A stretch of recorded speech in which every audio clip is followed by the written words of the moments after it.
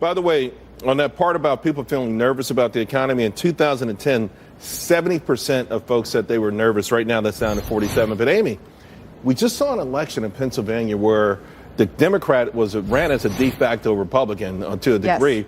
But the margin of error wasn't that Republicans didn't show up. They just didn't have the same drive, right? The ground game. And that's right. Sort of like where you come in. Not that is your job, but that's right. Where that's as a founder of the Tea, right. one of the founders of the modern day Tea Party movement, I'm really concerned because of what we've seen in Pennsylvania and some of these other elections and what we saw this past weekend with the March for Our Lives.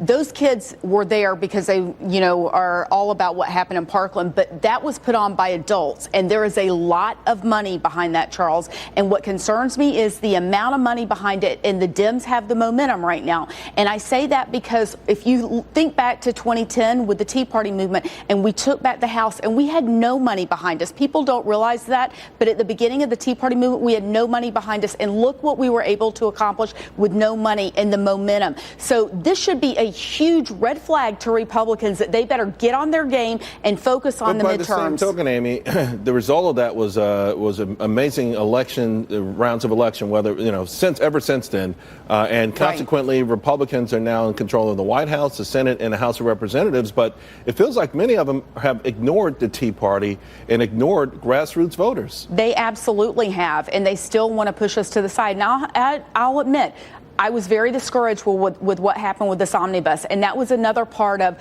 while the Republicans, and I say the Republicans, Paul Ryan and Mitch McConnell, were kicking their base in the face with pushing through this huge omnibus bill and putting the president in a corner where he has to sign it or the government's going to shut down. At the same time, the Dems are motivating right. their base with this march. And so we really have to get busy and focus on what's at hand because we can't allow this president not to fulfill his America right. First agenda he's promising the American people.